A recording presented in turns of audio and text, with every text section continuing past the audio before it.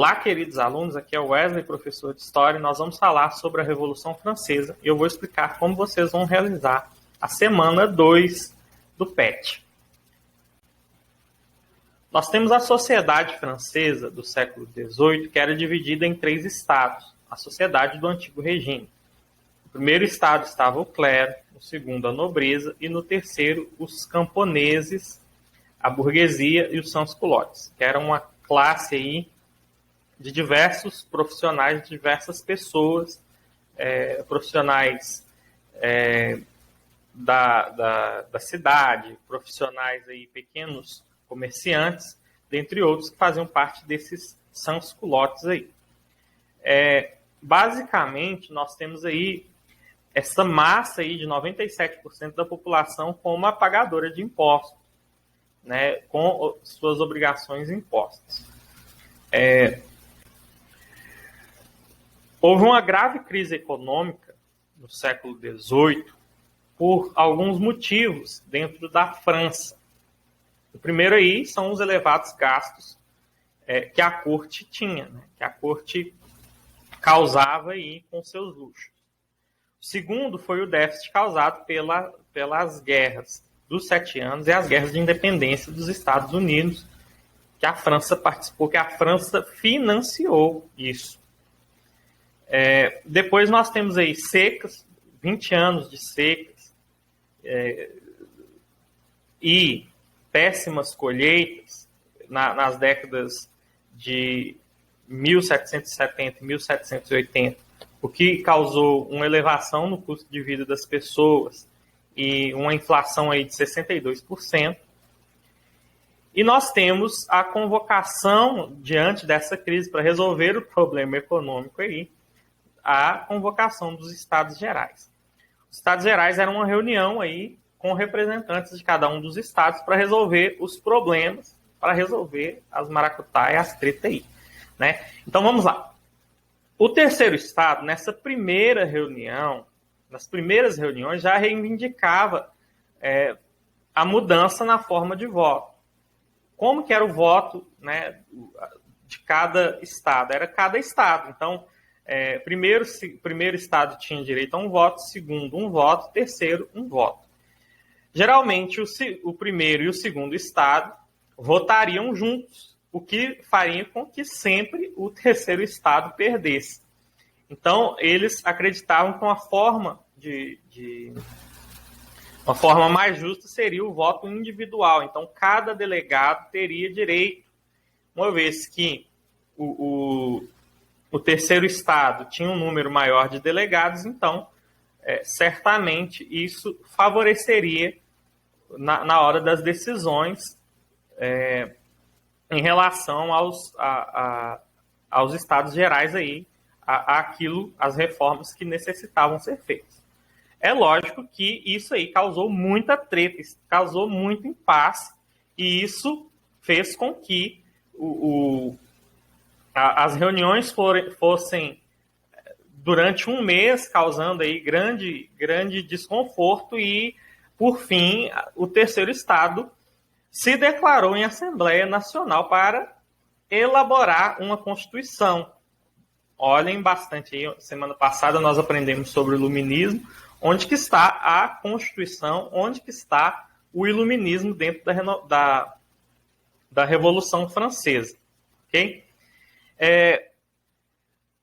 Certamente, o segundo estado, a corte não aceitou e, com força militar, eles tentavam dissolver essa Assembleia, porém, a força popular já era maior nesse momento, e no dia 14 de julho de 1789, nós teremos aí a queda, né, a tomada da Bastilha por parte do terceiro estado. O que era a Bastilha? Era uma grande prisão, fortaleza, que era o símbolo do absolutismo. Então, ao tomar a Bastilha, nós estamos vendo aí a derrocada do absolutismo na França. E aí, com essa pressão popular, o rei autorizou o andamento dos trabalhos da Assembleia. Nós vamos dar uma pincelada bastante rápida em cada momento aí da Revolução Francesa. Depois eu vou fazer um vídeo mais detalhado sobre cada momento, mas eu vou destacar alguns momentos aqui para que vocês façam as atividades. Então, nós já falamos da tomada da Bastilha, que marca o início da Revolução. Nós, em 1791, nós vamos ter a Declaração dos Direitos dos Homens e do Cidadão e também a elaboração da primeira Constituição da França. Esses dois documentos favorecem bastante a burguesia, favorecem os ideais burgueses nesse contexto. Entre 1792 e 1793, nós temos aí alguns acontecimentos bastante importantes. Primeiro, a Assembleia sendo substituída pela Convenção Nacional.